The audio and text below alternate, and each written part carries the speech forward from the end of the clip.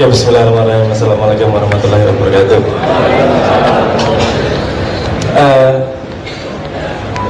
Yang paling saya kangeni dengan Bang Wetan itu nek wis gayeng diskusi jane. Nek konjuk ngomong konsep dawa-dawa iki wegah jane. Ais yo ngono kae lah gitu. Tapi gayengnya nanti nek wis diskusi apa ngece-ngece iki bisa terlempar kapan saja, penghinaan, pujian, bisa nyenengke seliwer-seliwer. Apa ya? Ini apa? Reposisi budi pekerti. Saya tadi mencari, karena budi pekerti ini yang saya pahami dari budi pekerti ya tidak berbeda dengan pelajaran SD. Budi pekerti adalah hal-hal yang baik, pemikiran yang baik dan seterusnya. Terus biasanya disambungkan dengan katanya akhlak. Tapi saya melihat di sini ada kotak yang enggak, yang mismatch ini, yang enggak pas kotaknya. Kotaknya bedanya cuma begini saja. Kalau budi pekerti itu sesuatu yang baik saja yang dianggap budi pekerti. Perilaku yang baik itu budi pekerti. Kalau akhlak kan tidak hanya yang baik yang disebut sebagai akhlak. Bisa akhlak baik, bisa akhlak yang buruk. Makanya ono akhlakul karimah, ono akhlakul madmumah. Jadi Pak ya, oke. Jadi akhlak itu sendiri kotaknya lebih luas, lebih besar. Jadi tidak budi pekerti sama dengan akhlak. Tapi budi pekerti sama dengan akhlak yang baik. Jadi kotaknya di situ yang untuk gesek sedikit bergeser menurut saya. Iki hanya aku bingung bahas kongen di budi pekerti ini bagaimana. Tapi yang saya pahami adalah budi pekerti itu output dari potensi dasar manusia. Ketika Tuhan menciptakan manusia tidak hanya menciptakan fisiknya, tapi juga potensi di dalamnya, termasuk potensi itu yang mengejawantah menjadi akhlaknya, menjadi akhlak baiknya atau akhlak buruknya, atau menjadi budi pekertinya seperti apa. Tadi saya di belakang tanya sama Pak Muzamil, Pak Muzamil, akhlak yang sempurna itu katanya Kanjeng Nabi ya. Itu kapan diberikan? Apakah setelah menjadi Nabi atau sejak lahir sebelum jadi Nabi? Kata Pak Muzamil, seumur hidupnya itu seumur hidupnya disebut sebagai akhlak yang sempurna. Bahkan dia mendapat gelar Al-Amin sebelum menjadi Nabi, katanya gitu. Terus saya tanya lagi, oh berarti untuk menjadi akhlak yang baik gak butuh Quran dan hadis ya? Lu gitu kan logikanya. Sebelum Kanjeng Nabi itu tidak tumbuh dengan Quran dan hadis. Masa kecilnya belum ada Quran, belum ada hadis. Jadi kamu harus bertanya kembali kalau ada Ustaz ngomong harus anak kecil harus dididik dengan Quran dan hadis, itu gak ikuti sunnah Nabi. Nabi aja kecilnya gak dididik sama Quran dan hadis. Logikanya seperti itu. Tapi Pak Muzamil nggak semerta-merta jawab iya. Itu pertanyaan jebakan saya juga. Berarti nggak butuh Pak untuk akhlak yang baik nggak perlu. Berarti nggak perlu Quran dan hadis. Pak Muzamil merengek sedang ini masih jebak ini. Ya, kemudian saya melihatnya jadinya begini, melihatnya adalah ada potensi dasar di manusia, di mana Tuhan menciptakan. Jadi Tuhan menciptakan wadak dan non wadaknya, wadak dan goibnya. Wadaknya bisa baik, bisa buruk. Potensi yang nanti berbuah menjadi akhlak atau budi pekerti itu bisa juga punya potensi ke arah baik dan ke arah buruk. Di mana ketika dia memupuk yang baik akan bertumbuh menjadi lebih baik. Dia memupuk yang buruk ya jadi akhlak yang buruk. Terus pertanyaan saya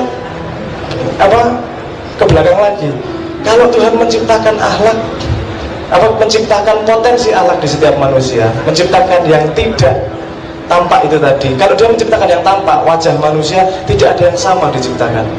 Berarti apakah saya boleh berpikir bahwa potensi kebaikan manusia dan keburukan setiap manusia juga berbeda? Kalau menurut saya ini benar salah ya. Ini menurut saya pasti juga bersama berbedanya, sama beragamnya.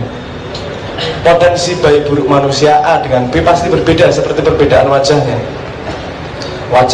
Badannya kan semua punya punya variasi yang luar biasa nih Tuhan.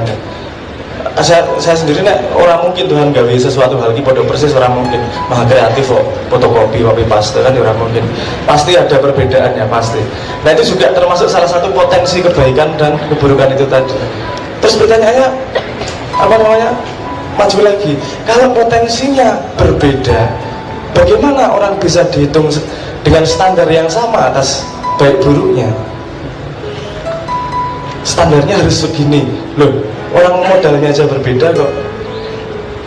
Kalau apa namanya, kalau ini kalimatnya Einstein kalau nggak salah ingat saya, kalau binatang-binatang, pokoknya intinya gini, saya kalimat persisnya nggak ingat, pokoknya semua orang itu jenius, tapi ikan Mas Koki akan merasa idiot seumur hidup kalau tesnya adalah manjat pohon. Jadi hewannya berbeda-beda, tesnya sama manjat pohon. Jadi sing apa sini Mas Koki ya merasa idiot seumur hidup nggak bisa manjat pohon karena memang bukan itu bakat dia sebenarnya. Nah ini saya aplikasikan ke potensi akhlak itu tadi, ke potensi budi pekerti itu tadi. Loh, kalau potensinya berbeda-beda, standarnya di mana kemudian? Apakah Tuhan bisa apakah Tuhan adil kalau memberi standar yang sama kepada setiap manusia? Ada yang lahir anak kiai, ada yang lahir anak bukan kiai, dan seterusnya. Pasti mereka punya apa namanya, bakat beda dan punya lingkungan yang berbeda untuk bisa menumbuhkan bakatnya tersebut. Tapi kemudian saya sudah terjawab dengan ingatan dengan kalimatnya siapa? Cak Priyo, sesama siswa tidak bisa mengisi rapot teman. Nah, jadi yo nggak tahu apakah akhlak standarnya dia itu diterima atau Tuhan, standar Tuhan ternyata juga untuk setiap manusianya berbeda-beda. Tapi yang perlu yang perlu diperhatikan adalah bagaimana kita bisa berinteraksi dengan orang lain. Karena kalau kita berinteraksi dengan orang lain, kita hidup dalam satu lingkungan, kita boleh punya standar. Kemudian standar itu nanti ada yang namanya moral, ada yang namanya etika, ada yang namanya norma, ada yang namanya nilai. Nah, itu perbedaan macam-macam itu tadi. Interaksi antara potensi itu tadi dengan memahami ilmu dan memahami lingkungannya akan membentuk budi pekerti yang dibangun di dalam ekologi lingkungannya. Nah itu definisi saya tentang budi pekerti. Mumet orang, nanti kita diskusikan kalau mumet. Tapi sebelum saya lempar ke Pak Muzammil, tadi juga ada sedikit tambahan diskusi. Terus ini kalau kita belajar dari Quran gimana? Apakah tidak cukup di Quran informasi bagaimana berbudi pekerti yang baik? Tidak cukup, Tuhan tidak Quran atau hadis tidak ngomong misalnya saya pakai handphone, baiknya ketika Jumatan boleh nggak pakai handphone, nggak ada ini. Jadi bagaimana kita bisa mempelajari dari Quran? Ternyata ada salah satu paradigma yang sangat mendasar yang selama ini kita salah pahami. Menurut saya, kita selama ini disuruh mempelajari Quran. Menurut saya itu tidak tepat sama sekali. Menurut saya yang tepat adalah kita belajar dari Quran. Jadi Quran bukanlah objek yang dipelajari kemudian diinterpretasikan dengan cara pandang kita, tapi kita belajar dari Quran, belajar cara pandang Quran itu sendiri, dan kemudian cara pandang itu dipakai untuk kehidupan sehari-hari. Jadi kita belajar cara pandang, bukan memandang Quran dengan cara pandang kita. Muhammad nanti kita ulang lagi lah. Jadi kita bukan mempelajari Quran tapi belajar dari Quran, belajar cara berpikir ke Quran. Cara Quran itu piye to ndak mikire kok. Jadi misalnya kata pilihan katanya ini toh, kok pilihan katanya bukan itu toh. Seperti itu tadi. Pak Suko ngomong kata itu sepanjang perjalanannya, sepanjang kalau peradaban berjalan kata pasti berubah arti. Dan saya langsung kepikiran gini, tapi beda dengan Arab ki bahasa Qurannya sing rada menarik. Jadi ketika artinya hampir sama, akar katanya sama. Jadi pergeseran makna itu akan ada counternya dari di bahasa Quran. Tapi kita tetap harus menjaga